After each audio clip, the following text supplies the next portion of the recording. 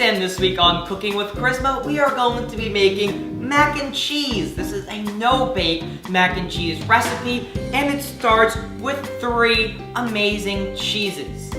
The first cheese we have is white cheddar, and white cheddar is like that quintessential mac and cheese.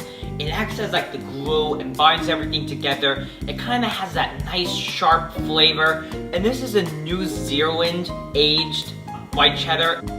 The second cheese we have is cave-aged gruyere. This cheese not only adds a really nice, sharp, tangy flavor to the mac and cheese, but it is such a good melting cheese. The final cheese we have is prima donna gouda. Prima donna is just an older gouda. Now, gouda is smoked, so it's really going to complement the bacon that's going to this mac and cheese, and the 2 smoky flavors are going to play off really nicely together.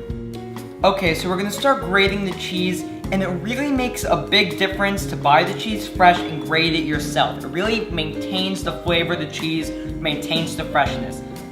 And we have about ½ of a pound of each kind of cheese, so that's about 1½ pounds. So I'm finishing up grating the last cheese. Okay, so I have a 12-ounce package of bacon here, thinly cut, and we're going to cut these into lardons. All lardons is a fancy French term for thin, cute little slices of bacon, and I'll show you exactly how to cut it. Okay, so just stack the pieces of bacon on top of each other, like this. This is how we're going to cut them. And we're going to reserve some of the bacon to go on top of the mac and cheese as a garnish, but most of it is going to go on. Now, if you don't have a super sharp knife, I recommend using a scissor for this, but my knife is really sharp, so this will work well for me. And then you just want to cut it, just like that, into lardons. And that is a lardon, just a thin piece of bacon.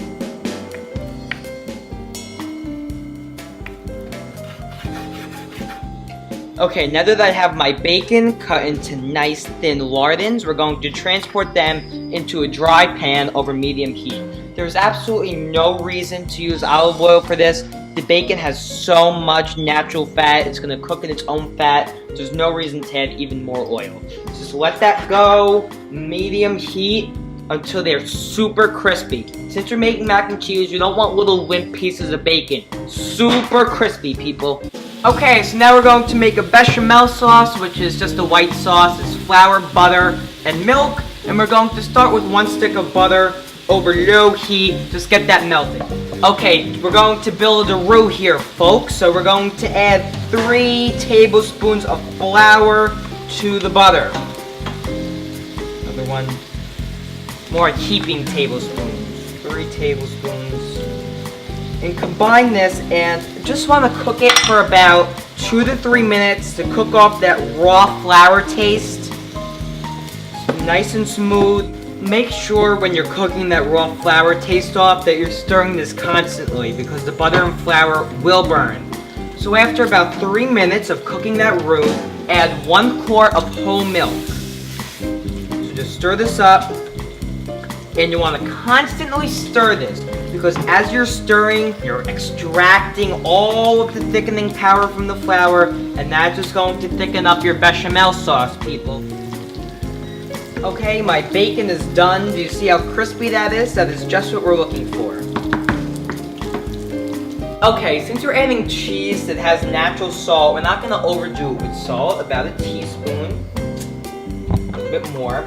Then we're going to add a lot of black pepper. About 1½ teaspoons, but I'm really just kind of winging it here. And then some onion powder, some garlic powder, a little bit of dried oregano, and some red chili flakes for a little bit of heat, because everything needs a little bit of heat.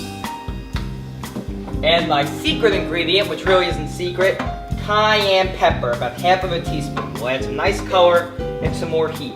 Okay, once you put in all the seasonings, make sure you turn it off. If you add cheese and if you cook cheese, it will curdle and it will break. So turn the heat off and and add all of the cheese at a handful at a time, stirring to combine.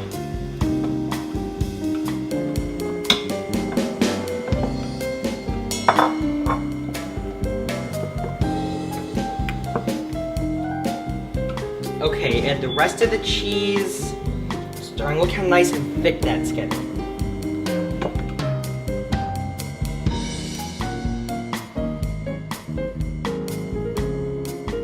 Okay, now we're gonna add the bacon. Add most of the bacon, but we're gonna save a little bit for garnish. Try not to get in all the fat. So after you have most of the bacon in, turn this off and wait for the macaronis. Okay, so this recipe was for 1 pound of pasta. You just want to add the pasta a little bit at a time and fold it in. Add the rest.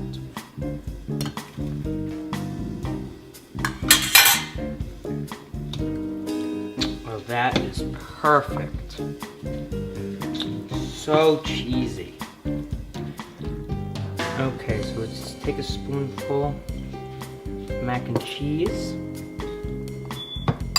Alright, now we're gonna dress it up with a little bit of fresh chive, some crispy bacon. Let's give it a taste. Alright.